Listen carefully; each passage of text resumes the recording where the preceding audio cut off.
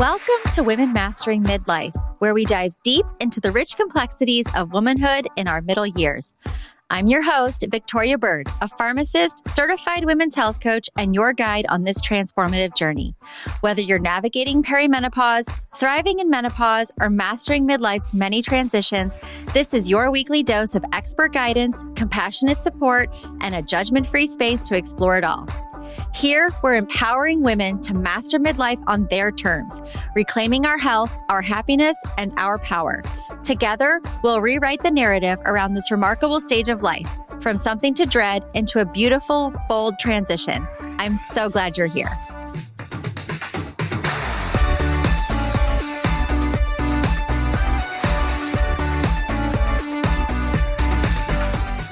Today on Women Mastering Midlife, I'm joined by Colleen Kohanek, a writer, coach, and educator who works with women in midlife and beyond who are ready to redefine what's possible in their next chapter. Colleen supports women who want to translate decades of experience, wisdom, and life skills into meaningful work, often through building their first online business or creative platform. What I appreciate about her work is that she brings a grounded, honest approach to reinvention, focusing less on hustle culture, thank you very much, and more on clarity, sustainability, confidence, and aligned growth.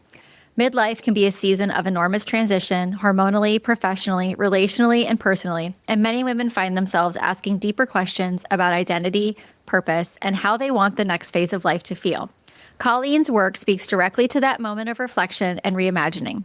I'm really looking forward to this conversation about what it truly means to start something new later in life, how women can trust their intuition and lived experience, and how to move forward with intention rather than fear. Welcome, Colleen. I'm so excited. Oh, thank you for having me. I am thrilled to be here, Victoria. Thank you. I've been doing a lot more of the life components of having conversations. I've done a lot of menopause specialists and talking about the hormones and all of the science, but we're so much more complex than just dealing with the symptoms of a menopause transition. There's so many life things happening to us, for us, at the same time. And so I'm really excited to dig in. I was stalking you on TikTok and Instagram for a little while, and I was like, ooh, this woman has something to say, and I'm excited to have her share it with my audience. So the first thing that drew my attention to your work was a post on social media where you said, I'm trying to quote it, in your 50s, the universe will flip your life upside down. You'll lose everyone and everything and have to start completely over. Can you share with this audience a little about that and how it shaped you going into your third act? Yeah, absolutely. So I'm 58 now. I call my 50s the blender years, where like the universe popped me in a blender and like turned it on high and then pulse and then high. Anyhow, so my universe started flipping upside down in 2016. I was laid off from a long time career. And it was like 10,000 people laid off at the same, similar time. So I'm like, the whole job market's going to be flooded and the shrinking industry. I was, 50 at the time. So I struck out on my own and started an online business, which, all hunky dory. And then the universe just kept flipping. So, subsequent events, my husband became very sick very quickly. I became a caregiver almost overnight for a year, 24/7. Then he passed away. We had been together 29 years, so more than half my life. So dealing with that, having started a business, I had injured myself caregiving for him, not realizing it. I had herniated a disc. So I was debilitated for about 11 months after he died. I got that fixed. And then I think the trauma of losing him, the grief, just opened up a can of worms of like childhood trauma that had been swept under the rug. We're very good at that as women. Yes. And it opened to this can of worms that, so I started in really hardcore therapy, which was great. That was a really good thing. Then I subsequently lost my sister to colon cancer, and finances were a wreck. And it was just like one thing after another. And I'm coming out the other side of it now. I'm like, once you're all the way down, there's nowhere else to go but up, like really. So I say that because sometimes I talk about things a little, I don't want to say lighthearted, but I don't mean it light. It's like I have a little bit of distance on some of it. But what's interesting is I talk to so many women in my world, and I think it's just longevity too. Like the longer you're on the planet, the more stuff happens, right? And you start to experience more trauma, loss, grief, all the things. And I think it does kind of force us into this kind of, reckoning or awakening into this. I call it the third act. I know people refer to it as something different, but that's how my universe flipped upside down. I definitely, I wound up in a place I never anticipated. I never thought I'd be a widow at 50. I'm child-free by choice as well, so I don't have children. So I never imagined, and then losing my only sister and sibling, having no family, I didn't expect that at all. So this is kind of the aftermath of that, having to kind of rebuild, figure out, shift gears, build a new identity. And here I am today. Yeah.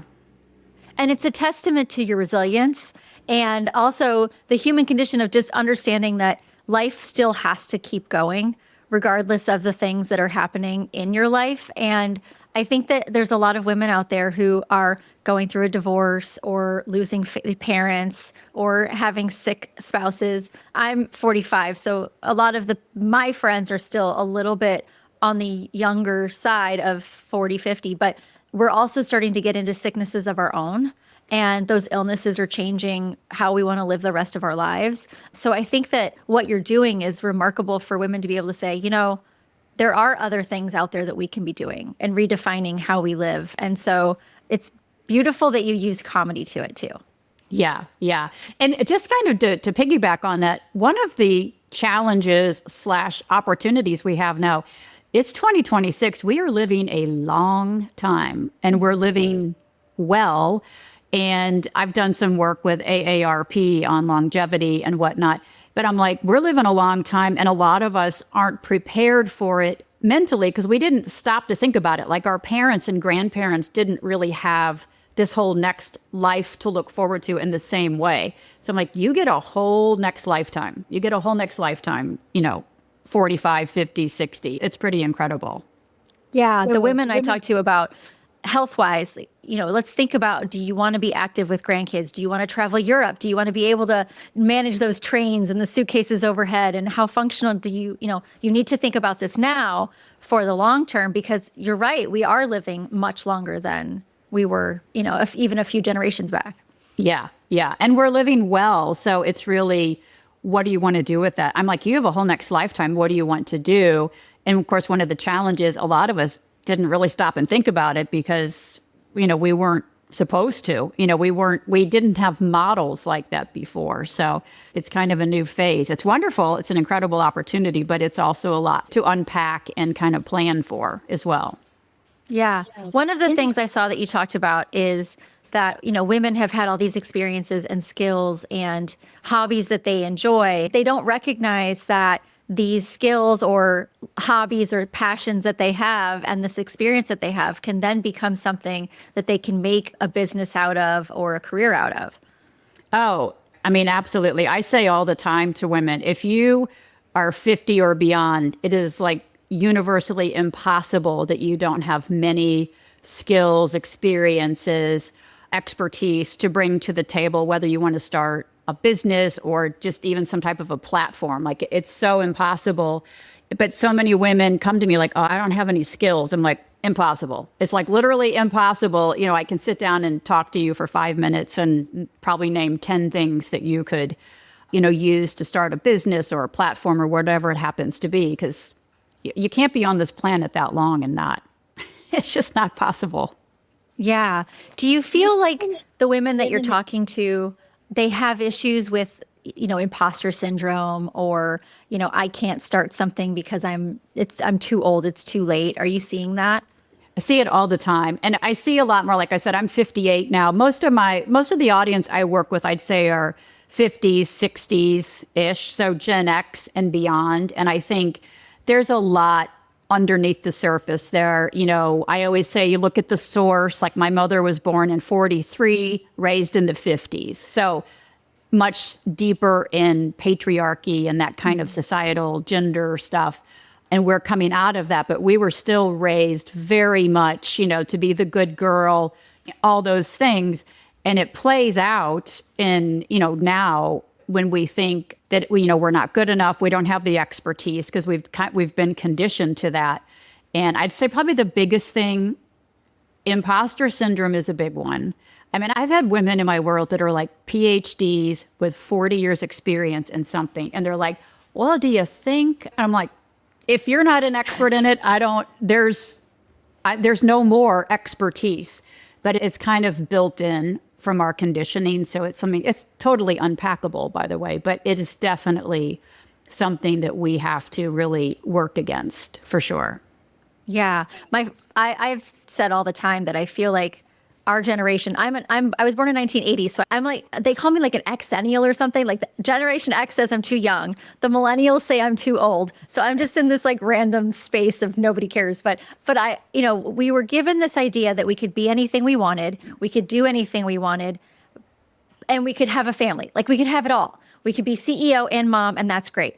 But I also feel like we didn't tell our counterparts, hey, you know what? These women are going to come up and you're going to have to start picking up some of the slack and being around the house more. So you've got that mental load, you have the workload. And so it just feels really overwhelming. And I think I'm still seeing that a lot in the women of like, how can we have those conversations where we're destructuring what we were taught because it really doesn't serve us because we have a lot on our backs. Yeah, we do. And I think it takes often like a meltdown of some kind, a loss or trauma or something that forces you to stop to really see how over-functioning you've been or how just overwhelmed you've been. Because, you can have it all, just not at the same time, I think is probably the better way of looking at it. And as somebody I don't have children, so I was able to have a career and all those things, but it was still the hustle culture.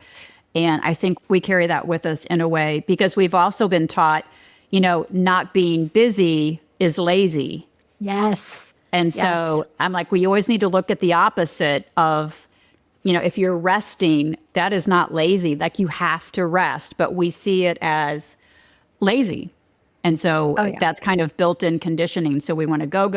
And eventually, of course, it catches up with you. Yeah. I know we can only do that for so long, but I remember the first time I took a nap and didn't feel guilty about it. I think it was like last year. It took a long time for me to not feel guilty. I hear that a lot from women all the time that I don't feel guilty and it's usually after maybe they're divorced or widowed. I've spoken to a lot of widows that you kind of realize like, gosh, I've let go of a lot of things. Like I would have been, busy. Like we just had a big snowstorm. So we were snowed in for like 3 days. And I just binge watched Netflix and stuff. I'm like, before I would have been like, oh, I need to be doing something, or I don't know. It's hard to kind of rest we feel we're being judged for it. Yeah. Oh, absolutely. Either by people or the imaginary people that we think are watching us. That's also, sometimes people aren't really paying that much attention because they're busy with their own stuff and we forget that. I call it the invisible judge that we're given when we're born, that watches us 24/7, monitors us. Women are taught that you're being watched all the time. You have to do this right and this right and this right. I'm like, it's such a perfect system that the patriarchy put in because then we self-police all the time too. Like we're always being watched and we're really not, but we kind of have that built-in monitor, so to speak. Yeah. Gosh. Okay. Like, thanks for that one, Colleen. Yeah, right. I think for me personally, I was a pharmacist for a very long time. And then my second was born and I stayed home. So for 15 years, I put pharmacy aside, career building, name building, all the things aside. And then about 2019, I was like, oh, they're getting older. I should do something and start to build myself back up. But now they're getting to the point where like, I want to have a next career. Like, what is my next phase in life? And the traditional 9-to-5 job, I don't want to do that. I don't want to punch a clock and work 40 hours a week and get 2 weeks vacation and all of that nonsense. I want to build something that suits me, aligns with me, and fits the way I want to live my life with some flexibility to travel, to experience things. Because you're right, we only have 1/3 act and we can make it the best we possibly can. So are those kind of things that you help women with? Like if I came to you, would I be a prime client? Yes. Because I have like a lot of women in my world, like you did something for a long time. Like I have a lot of nurses and teachers and things like that. And it's not like they don't love what they did. They've just done it long enough. They're like, I'm tired of it, or I definitely want more flexibility and freedom, and I want to be in charge of my own schedule, and I don't want to have to ask permission to take off and that type of thing. So yeah, I think there's definitely a drive for that. And there's also a drive that people want to keep doing, which I find interesting because like I've never aspired to retire. And people always think I'm crazy. I find a lot of women, they're like, no, I want to keep going. I want to keep doing. I mean, what else am I going to do with my time? So, but they want the flexibility and freedom because anybody who's had a job, you're punching the clock and your time isn't yours. Yeah. And they're controlling your pay and your energy and all the things. So yeah, I don't want to miss out on being able to take a long weekend and go visit for parents' weekend in college because I can't get the time off. And for me, I would be starting all over again. So I wouldn't have that seniority. So I would get the bum schedule. I know this. Yeah. I know that's how it works. But I'm old enough and wise enough to know that starting from the ground as in a corporate job or a big box pharmacy would be just brutal. And so I think that's probably what a lot of women are feeling too. Yeah, absolutely. And I think we're also in a day and age, ageism still is alive and well, sexism is still alive and well. And so that is like an added burden on top of it that it's like, at some point you're like, this just needs to be easier. Like life needs to be easier. It needs to be more mine, even if I'm not generating as much income, which by the way, you can on your own, but for the level of effort, it's having that freedom and flexibility is really everything. Yeah. Do you see that women that are thinking about doing something different than a standard job with the security of benefits and such, are they afraid of letting that go? Do you feel like there's this fear that we're ingrained that we need all these things to be safe and happy? Yeah. And I think a lot of it too is circumstance. Obviously, we all do, money is important. Like we got to pay the rent, so to speak. But I think the idea of stability I think we lean on it a little too much because, the world is not stable anymore. I always point to, I was laid off, with 10,000 people in a shrinking industry. So it's not stable, but there is something to be said for the stability of a paycheck and just structured time. I would say, like entrepreneurship is not necessarily for everybody because some of us, I know a lot of people say they miss, the water cooler chat and the social aspect of it, but also the kind of self-discipline of it because nobody is watching you per se. Some people thrive more in a structured culture. I'm like, you just really have to figure it out for yourself. But my generation is definitely get the paycheck. And we have a false sense of security around it, I think. Yeah. I know. I'm still thinking about how can I move to Europe? Like,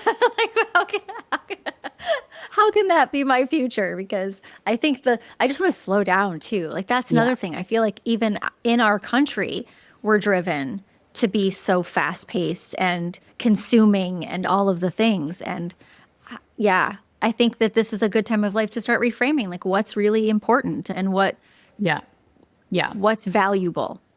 Well, and I see that a lot, like with women I work with, we do get very different priorities. I think a lot of us I've talked a lot about our parents, we come from a very like performative generation after the war, and it became about having the right house and the right car and the right this. And so we kind of grew up with that. And now we get older, we're like, wait a minute, that's a damn lot of work just to have the house to impress who am I impressing? Like, this is just work. And it's not. So I think we definitely reprioritize what is important and which helps shift that hustle culture as well. Yeah. For sure. I'm seeing that in my teenagers too, that the keeping up with the Joneses doesn't seem to matter as much. And maybe that's because they're so young and they're still idealistic. And maybe when they get older, they'll have different opinions. But, who are the Joneses and why do we care? And, and who are they trying to keep up with? Yeah, I'm splitting my dog up. I'm sorry. That's okay. She was going to bug. Yeah, which I think is great that younger generations are reprioritizing things. Like I know a lot of younger folks, like they're not buying houses as young and they want the experiences, which, good on them, right? Good on them. Yeah. Yeah. I just went to pharmacy school and jumped right into a job. I didn't study abroad what is this? I was like, kids, if you could spend a semester in Europe, like learning about other cultures and, having all of those experiences when you're that age, it's going to help reshape how you think about your future. Absolutely. Absolutely. Yeah. Yeah. I guess when we know better, we do better, but we didn't know better when we were 20. Yeah. Yeah. If you're listening to this podcast because you're trying to make sense of perimenopause or menopause, the symptoms, the medications, the supplements, the advice that never quite lines up, this is for you. My one-on-one work is different because I don't just coach from the lifestyle side or advise from the medication side. I do both. As a licensed pharmacist and certified menopause health coach, I work as your consultant and collaborator, helping you understand what's happening in your body while also helping you implement changes that actually fit your life. We look at your medications, hormone therapy options, supplements, labs when appropriate, sleep, stress, nutrition, and movement, not as separate silos, but as a connected system. When needed, I collaborate with your prescriber and local pharmacy so your care feels coordinated instead of fragmented. This isn't about replacing your medical care. It's about translating it, personalizing it, and helping you feel confident advocating for yourself. If you're tired of guessing, overwhelmed by conflicting advice, or feeling dismissed in rushed appointments, this is where clarity begins. You can book a free discovery call through the link in show notes or on my website, and we'll walk together with pharmacist-led, coach-supported care that's the next right step for you. Tell me a little bit about the third act and how you came to create it and what it serves and how it works.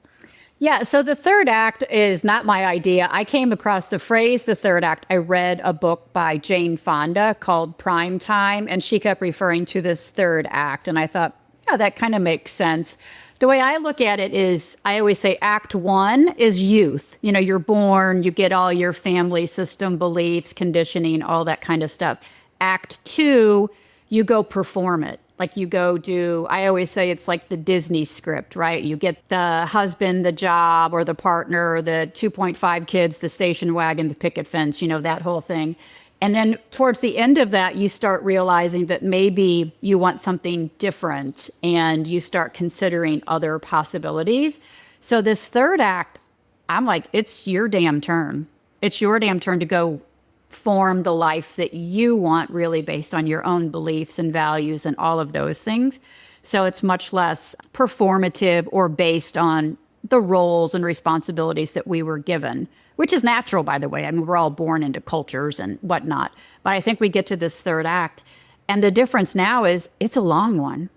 It's a very long one. Like you have a whole next life. I had a gal on a TikTok live the other day that she's like, oh, I'm 67. I just graduated law school. I'm opening my own practice. I'm like, yeah, why not? I mean, why not? If that's what you want. But we need to obviously reframe it in our own minds, because I think a lot of us still go with the Disney script. I always refer to the Disney script where you're supposed to retire and then done. You're done. There's no more milestones according to the script, but it doesn't match reality at all. We just get to keep going and going. Yeah, I mean, I would love some time to take long walks and sit on a bench and watch a sunrise when I'm older, but I also still want to consult and offer my opinion on things or, I'm a women's healthcare advocate. That's my thing. So if I could fight for women's healthcare access and research funding until I'm in the grave, that would be fantastic. Yeah. I mean, and why not? You have the expertise. Why you want to use it? Yeah, absolutely. And keep learning, keep growing, doing new things. Absolutely. There's no reason not to. Yeah. I think, so one of the things that I saw from one of your posts was that when you get to a certain age, you stop giving any F's. Like you just, how does that feel for you? Because I'm still a little bit not there yet. And I'm really excited to get there. I still have kids in school and parents to deal with and those kind of things. Yeah. Well, I mean, I think as humans, we don't fully divest ourselves of caring what other people think, because we should be, good community citizens and whatnot. But I do think there comes a point, I always say, I think perimenopause and menopause are the greatest gifts a woman gets, despite the side effects, because that hormonal shift, it shifts something in you. Woo! I went through menopause early. I was in my early 40s. And I just remember I'd wake up in the morning and my first thought was, what about me? what about me? Where am I in this? And then at the same time, the realization, I built this, I chose this, I was all in on this. And you start to realize that you haven't really put yourself first. Everybody else has come first in some capacity as a woman. And so you really start to, I don't know, you start to realize caring what other people think is kind of pointless. A, they're not thinking about you. I mean, they're just not. But two, the fact that we live our lives so deeply, especially as women in this patriarchy, like everything is like we're watched 24/7 and we live that way. I always say we get very concerned what Janet next door thinks. And I'm like, Janet's not thinking about you. And if she is, she's judging you from her own emotions or perspectives. I think we just start to internalize that. And you get the realization that you haven't fully been yourself because you've been, behaving correctly because of what other people think. And so I think there's a shift that just happens. It's a magical shift. I say it's definitely a beautiful existence when you don't care what other people think, or you don't let it drive your behavior or decisions is probably a better way of looking at it. Yeah. I read somewhere that there's almost a physiologic shift when you stop producing estrogen, that your body and your brain are no longer in like the caveman drive to reproduce. So you stop having that concern over the male gaze and attracting a male partner or whatever. Obviously it's not for everyone, but I definitely feel that when my hormones are changing, my opinions are changing. Like, it's not that I feel like I'm irrelevant or invisible, because I know that there are some women who definitely feel that they have lost the attention of others or they feel invisible, but more so that I don't care. I don't care about that yet. I haven't become like, there's times I want to become the unhinged high school mom that shows up like, I don't care, but I'm still reining it in a little bit, but probably for society's sake. Yeah. I think it's very true. The hormone shift does do a lot of that. And I think the realization of how much we have lived based on, say, the male gaze, even if it's very subliminal and like I don't know, there's just something about it. And I think, like, I've been very open, like, I'm widowed. I'll never marry again. I'm not even really interested in dating. And, men will come on social media like, you're a man hater. I'm like, no, dude, like, I am just centering me. I'm living my life and doing what I want. And like, you're not even crossing my mind. But 10 years ago, it was very much, what do they think? What do they think? And it's a beautiful thing when you let it go. I think another thing we face as women in this patriarchy, not to get political or whatever, is, when you become an older woman, you are just an older woman. Like, I put that in air quotes, where you are, no longer childbearing. So you kind of become, I don't want to say useless to the patriarchy, but kind of useless to the patriarchy. And you're kind of cast out, which I'm like, bring it on. Like, leave me alone. I'm just over here doing my thing. It's a very freeing phase. I know some women feel like that they're invisible. I'm like, I'm glad to be invisible. Because I get to do my own thing with far less judgment and whatnot. But it's definitely a thing. I think it's a good thing, but.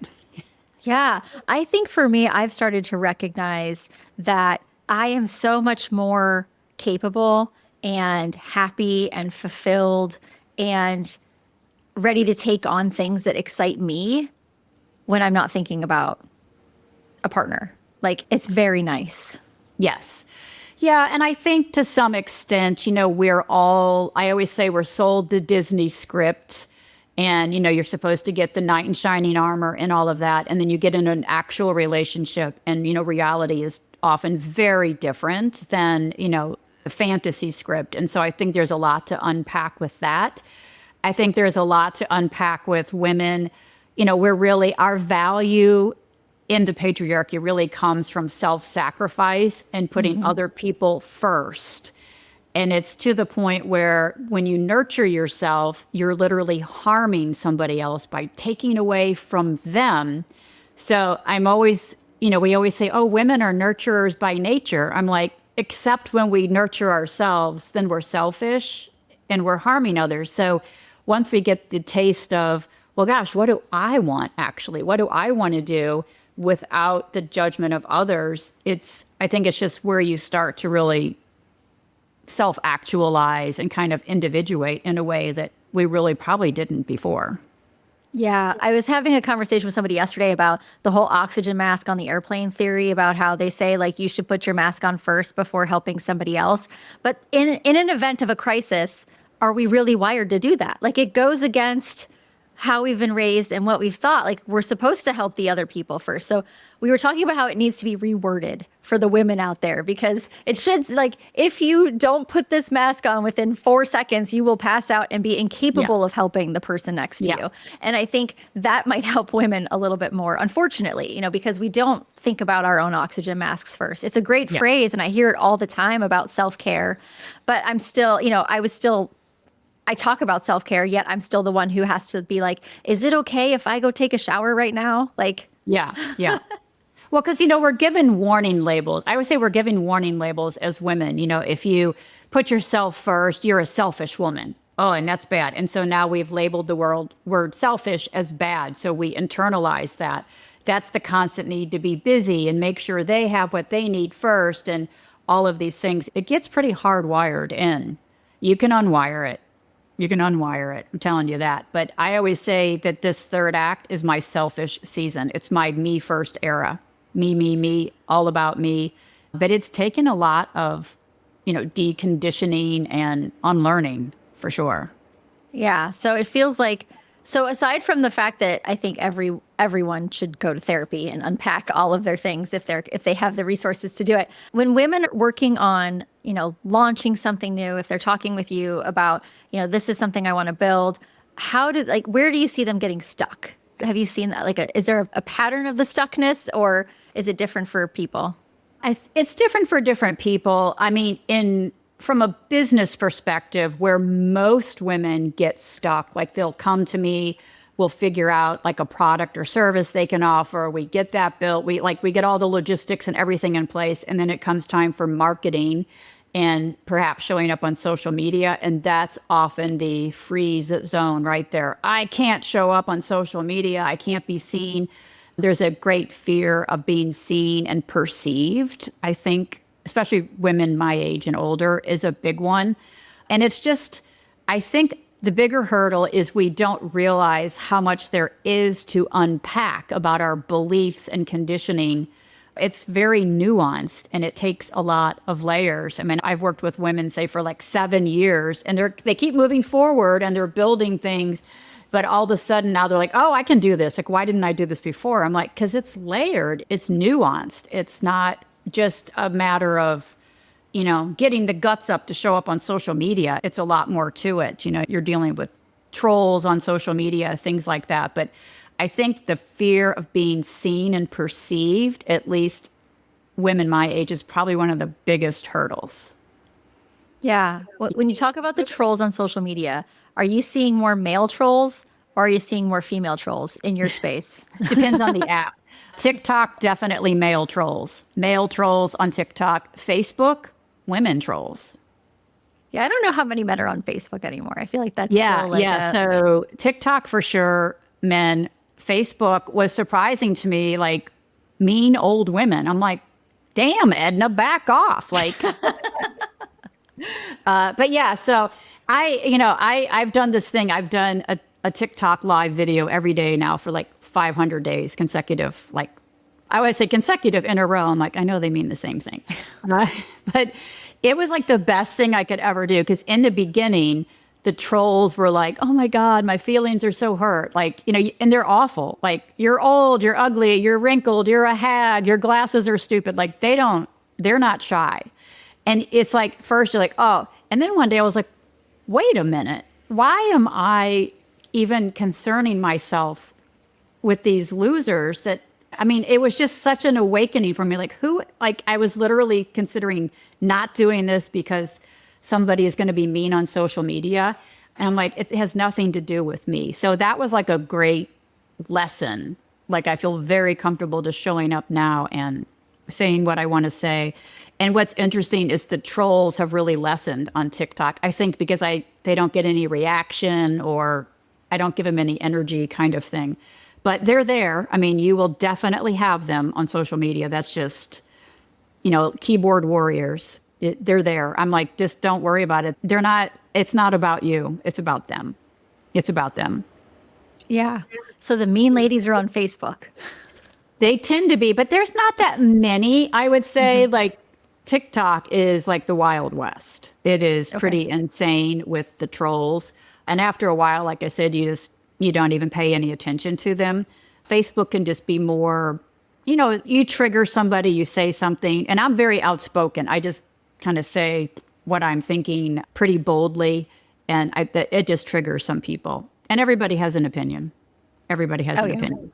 So. Yeah, especially, so we're recording this with basically Minnesota's on fire right now. And I know that it's a really hard space, social media, because like I talk about medicine and health and those things, but I still have a human side to me where I see what's going on and I have an opinion about it. But then do I share my opinion because people may not agree with it or they don't want my opinion? I've seen the stick to your lane, like don't talk about it. And it's so polarizing these days. I did see that you were like, they're not seeing my stuff right now. So I'm just going to go ahead and say what I feel. Yeah. And usually that's when you go viral, right? Yeah, exactly. I have opinions about it. I think social media is meant to be social, right? And so I think we've gotten in a place where people see social media because there's influencers and people that, make money influencing people. So it's become more of a business. But like, I'm just a gal here talking about like what I think. Like it's a social space for me. So I do share my opinions and beliefs strongly. And I'm like, I don't want you in my world if you're thinking, A, B, or C. It doesn't matter to me. But it is incredibly polarizing for sure. And you need to be prepared for that. But I always say to my audience, if you're on social media, the best thing you can do is share your 3 a.m. thoughts. Those thoughts you have at 3 a.m. and you're like, I probably shouldn't say that out loud. I'm like, that's what people want to hear. Like they want to hear from people that are willing to say what they're thinking. And with that, of course, comes trolls and polarizing and whatever it is. So the whole pick a lane, I don't know.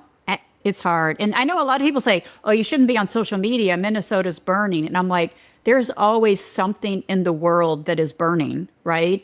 And so to just always stop, like this is a big one. That's a big, big one. But just to stop, I don't think I don't think it's good for anybody. Yeah. I remember the days where it was the morning news and the evening news. And that's where you got your news is, 2-3 times a day, the morning, the 5 o'clock and the 10 o'clock. And they usually save the gnarly stuff for 10 o'clock, right? Because the kids are in bed. And so and now we're having this immediate, like in your face, multiple different angles of video cameraing because people are taking videos on phones and sharing them. And so you're just bombarded all day, every day with the tough stuff that, sometimes I think I want to go to social media to know what's going on in the world, but I have news outlets for that too. And I want to have a place where I can go to connect with people and remember that there is humanity and you know what I mean? Like, yeah. So, yeah. But in that same vein, I'd say like social media, the immediate access to information is incredible as well. Like, look what it's done for women's health. Like, yes, I literally got on HRT 3 years ago, 55, almost 10 years after menopause, because I saw, menopause doctors talking about it. I'm like, wait, my doctor told me if I went on HRT, I'd get cancer and die. Wait, what? And they're like, oh no, those studies were bad. I'm like, I wouldn't have known to even go investigate further for it. And I'm like, and this was life-changing, like getting on HRT. It definitely improved my personality a lot. But I joke, but it was really, I had the hot flashes. I wasn't sleeping, all these things. I'm like, this to me was like a life-changing treatment that I would not have known to even inquire further about because the old studies were, it's bad for you. It's really bad for you. And I'm like, wait a minute. So social media, I think the ability to share information like that is the positive side of it. Yeah, that is true. I'll look at that instead of the trolls and the constant bombardment. And the trolls are everywhere. After a while, you're just like, whatever. It's, whatever. Yeah. They just kind of roll off your back. And do you feel like at this point you have a community of people that come to you and you're connecting with? Like, has it helped? Because, you did say you lost your sister, you lost your husband. Has social media provided kind of a space for you to have a community outside of where you live as well? Yeah, absolutely. In fact, we were having this discussion this morning on a live video I was doing where I said, I feel like in real life, your community is very limited geographically, basically, right? So it's not like you have the whole world to pick from. But on social media, you can definitely find your people, like whoever they are, that are kind of on the same wavelength and beliefs and whatever it happens to be. I think it's an incredible tool for that, for sure. And I've definitely found, my people on social media. So for the women out there who, when they walk away from time working with you, what do you want them to feel about their third act? I want them to see it as the greatest opportunity they didn't know they were going to have. Because I think we're really stuck in the place of the societal script versus reality. And reality is we're living a very long time and very well. You can build an entire next lifetime, but we're also not prepared for it because we didn't know it was coming, so to speak. So I want them to see it for the opportunity that it is. Like, you get a whole next lifetime. And this one you get to do by you, for you, about you, like very, selfishly, if you want. And to me, that's like the greatest, what do you want to do? Do you want to, move? Do you want to move to Europe and do something? Do you want to, you get to decide what it is. And so there's no script, which comes with a lot to unpack as well. Like, you get to figure it out, but it's also the opportunity that we didn't know we were going to have. Yeah, I know. I feel like when my kids were a little bit younger, I was thinking to myself, what am I going to do when they go to school? I'm so sad. I'm so sad. And now I'm getting to this age where, I have a freshman and a junior. And there's some grief to like the process of a kid moving out and going away. But there's more excitement for me on this side of like, what do I get to do as the kiddos start to go? I'm excited for them to have their own unique life experience, but I'm really excited to get to have mine. And so I hope and this is a good time to be having these conversations with you, who you are a little bit ahead of me, to say like, okay, maybe I need to start thinking long-term in a silo of myself instead of family unit, like with the kids, because they're going to go off. They're going to get, they're going to have their own careers. Maybe they get married, maybe they don't. So it's kind of exciting and exhilarating to hear from you and what you're experiencing, what you're sharing with women. I got to like do my homework and get ready. Yeah, it is. I always say it's simultaneously daunting and incredibly exhilarating. And I'm very much, the number one thing you have to do is you have to let your mind be open to new possibilities, because we do come into this time period very scripted in a sense. You have your family beliefs, all those things that have gone before, which aren't inherently bad, but whatever you want in the future. You could be like, I've often talked about, I was always like a creative writer, and I wanted to go like do writing, but my family, we don't do that. Like, we do sensible things like business school or whatever, which wasn't bad. Like, it was a wonderful thing, but that was in my mind. Like, oh, you'll be a starving artist. And so we kind of carry these beliefs forward.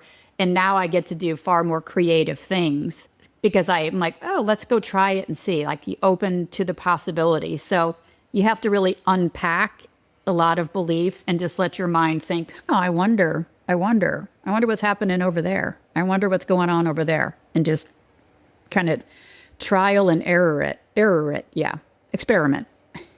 Thank you. Thank you so much for taking your time to talk to me today. I love this conversation. I could go on for probably 2 hours, but at some point people may be like, okay, this is great for them, but I don't want to listen for like an hour and a half.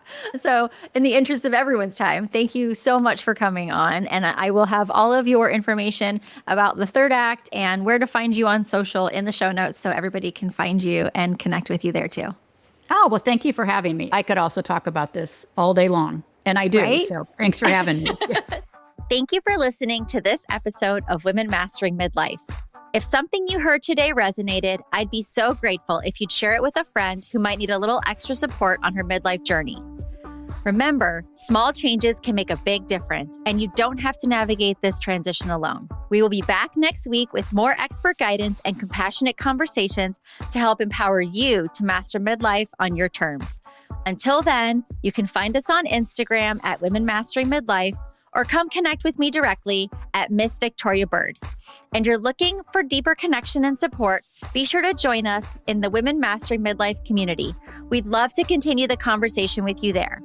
If you've enjoyed this episode, please rate and review this podcast. It helps us reach more amazing women mastering midlife just like you. You'll find all the links from today's episode and ways to connect in the show notes below. See you next time.